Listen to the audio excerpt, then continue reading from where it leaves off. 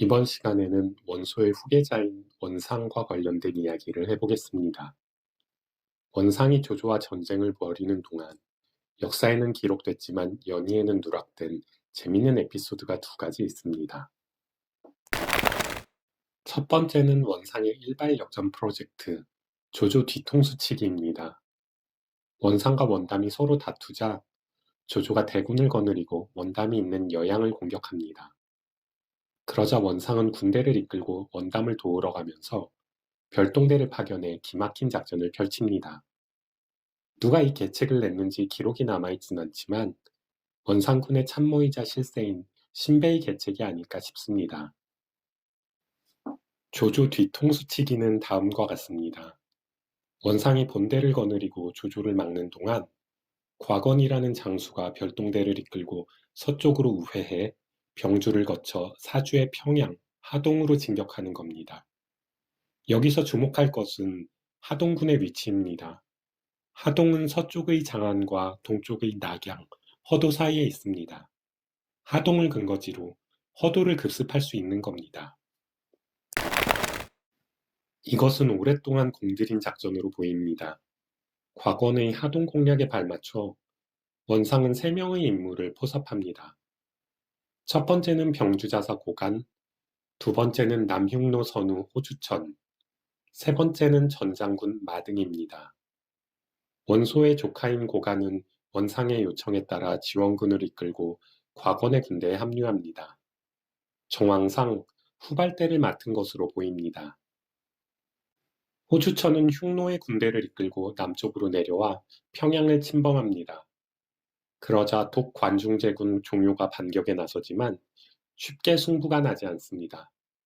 정황상 호주천이 적극적인 공세를 펼치지 않고 시간을 끈 것 같습니다.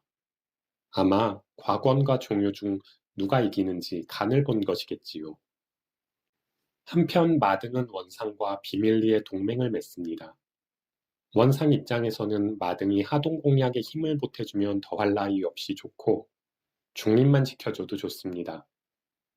당시 종효가 장안에 머무르며 옥량주 일대를 관리하고 있었지만 거느린 군사가 많지 않았습니다. 종효가 말 2,000피를 모아 조조에게 보냈다는 기록이 있으니 기병의 수도 매우 부족했을 겁니다. 이처럼 호주천과 마등을 이용해 종효의 전력을 분산시키고 곽원이 단숨에 하동을 평정하는 것이 작전의 핵심이었습니다. 실제 이 작전은 효과가 있었습니다. 곽원은 빠르게 주변 지역을 정리하고 하동에 이르렀습니다. 당시 곽원의 위세가 어찌나 대단했는지 옥량주 일대가 크게 동요했다고 합니다. 상황이 이렇게 되자 종효의 수하들은 하동을 버리고 퇴각할 것을 주장합니다. 시간을 끌다가 곽원과 호주천에게 앞뒤로 포위되면 전멸을 당할 게 뻔하니까요. 하지만 종효는 단호하게 퇴각을 거부합니다. 많은 사람들이 원씨의 위세를 두려워해 곽원과 내통하고 있다. 하지만 조공과 나 종효를 믿는 사람들은 동참하지 않고 있다. 만약 우리가 후퇴한다면 그나마 남아있던 사람들도 곽원을 따를 것이다. 그리고 곽원은 성질이 급하니 무작정 공격해올 것이다. 이를 이용하면 대승을 거둘 수 있다. 당시 장안 일대의 조조군은 그 세력이 약했지만 뛰어난 지략가를 3명이나 보유하고 있었습니다. 대장 종효를 필두로 가규, 장기가 그 주인공입니다. 가규는 강읍을 굳게 지켰지만 결국 성이 함락되고 곽원의 포로가 되었습니다. 하지만 가규는 포기하지 않고 지략을 발휘해 곽원의 진군을 여러 날 늦췄습니다. 곽원의 모사인 추고를 속여 곽원의 군대가 강읍에서 며칠 머무르게 만들었다고 합니다. 이렇게 가규가 시간을 벌어주는 동안 장기는 양주의 마등에게 달려갑니다. 전 장군께서 승패를 관망하시면 조공이 원씨를 멸하고 전 장군께 칼을 겨누실 겁니다. 지금 조공은 혼자 힘으로 하동의 위기를 극복할 수 없습니다. 전 장군께서 군대를 보내 곽원 토벌에 공을 세우시면 충신으로 역사에 길이 남으며 조공께 후히 대접받으실 겁니다. 가규의 설득에 넘어간 마등은 아들 마초에게 정예병 1만을 주고 종요를 돕게 합니다. 한편 종요는 군대를 이끌고 분수를 건너 강가에 진을 칩니다. 이런 종요의 유인책에 과거는 제대로 걸려듭니다. 과거는 수하들의 반대를 물리치고 무작정 강을 건넙니다.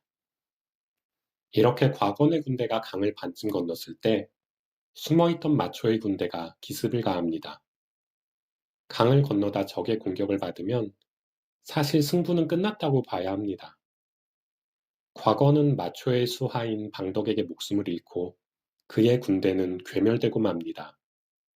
전투 후 방덕이 과거의 머리를 바치자 종요가 슬피 울었다는 뒷이야기가 있습니다. 과건이 종요의 조카였다고 하네요. 두 번째는 포위된 성에 잠입했다가 빠져나오기입니다. 앞서 태사자의 만천과해를 소개해드렸는데요. 이번 에피소드는 태사자의 경우보다 난이도가 훨씬 높습니다. 포위 공성전의 대가, 조조를 속여야 하거든요. 원상에게 패하고 평원성 안에 갇힌 원담은 조조에게 지원군을 요청합니다. 204년, 조조가 업성을 포위하자 원상은 허둥지둥 업으로 돌아옵니다. 원상은 사람을 성 안으로 들여보내 신배와 작전을 상의하고 싶었지만 상황이 여의치 않습니다. 조조의 공성전 실력은 당대 최고였으니 업성의 포위망에는 빈틈이 없었죠. 이에 고심하던 원상이 주부 이부를 불러 말합니다. 전령으로 누구를 보내는 게 좋겠소? 어린 사람은 성에 잠입하기도 어렵고 상황을 제대로 전달하기 힘듭니다. 제가 다녀오겠습니다. 어떻게 포위망을 뚫을 생각이요? 포위망이 매우 견고하다고 들었습니다. 사람이 많으면 들키기 쉬우니 3명만 데려가겠습니다. 특별한 대안이 없었던 원상은 이부의 제안을 받아들입니다. 이부는 자신이 선택한 3명에게 목적지를 말해주지 않고 무기 없이 식량만 준비할 것을 명합니다. 얼마 후 성을 포위한 조조군의 군영에 도착한 이부는 수하들에게 명을 내립니다. 북을 치거라. 예? 여기서 말입니까? 잔말 말고 힘차게 북을 치거라. 북소리가 울리자 이부는 힘차게 발걸음을 내디디며 소리칩니다. 나는 군영의 감찰을 맡은 도독이다. 이부는 이 군영 저 군영 돌아다니며 꼬투리를 잡아 병사들의 잘못을 엄히 지적합니다. 이렇게 순회 공연하듯 조조군의 군영을 훑은 이부는 마지막 군영에 도착합니다. 이부는 군영을 지키는 병사들의 죄를 물어 몇 명을 포박해놓고 유유히 업성으로 걸음을 옮깁니다. 나 대장군 주부인 이부요. 어서 들여보내 주시오. 그러자 성을 지키는 병사들이 밧줄을 내려 이부 일행을 끌어올렸고 신배는 이부를 만나자 기쁨의 눈물을 흘렸다고 합니다. 한편 뒤늦게 상황을 파악한 조조는 쓰는숨을 지으며 중얼거리죠. 어떤 녀석인지 기막힌 계책을 썼구나. 성 밖에 나올 때도 굉장한 계책을 쓰겠군. 이후 신배와 상의를 마친 이부는 성 밖으로 나와야 했는데 조조군의 포위는 한층 삼엄해져 있었습니다. 그러자 이부는 신배에게 계책 하나를 올립니다. 성안의 식량이 부족한데 노약자들은 밥만 축내고 있습니다. 이들을 성 밖으로 내보내십시오. 다음 날 밤, 업성의 성문이 열리면서 수천 명의 사람들이 쏟아져 나왔습니다. 겁에 질린 노인과 어린아이들이 흰 깃발과 횃불을 손에 쥐고 걸음을 옮겼습니다. 조조군의 병사들이 몰려들었지만 밝은 횃불에 정신이 팔려 제대로 경계를 하지 못했지요.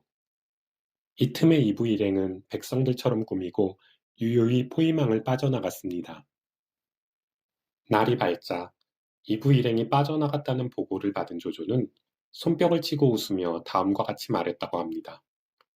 내가 말한 대로 되었구나. 이부가 돌아오자 원상 역시 뛸 듯이 기뻐했다고 합니다. 하지만 안타깝게도 원상은 업성의 포위를 푸는 데 실패하죠.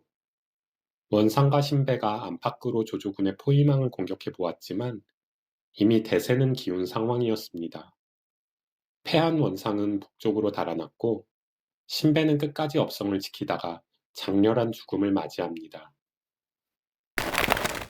원상이 북쪽으로 달아나자 이분은 원담을 모십니다.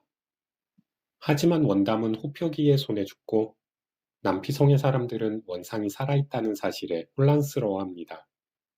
성을 빼앗은 조조를 섬겨야 할지 북쪽으로 달아난 원상을 주인으로 생각해야 할지 말이죠. 그러자 이분은 성 밖으로 나가 조조를 만납니다. 지금 성 안 사람들이 싸우느라 지치고 동요하고 있습니다. 성 안에서 신뢰받는 인물에게 조공의 명을 전하게 하십시오. 이 부 자네가 그 일을 하게. 뭐라고 말하면 좋겠습니까? 자네가 생각하는 대로 말하게.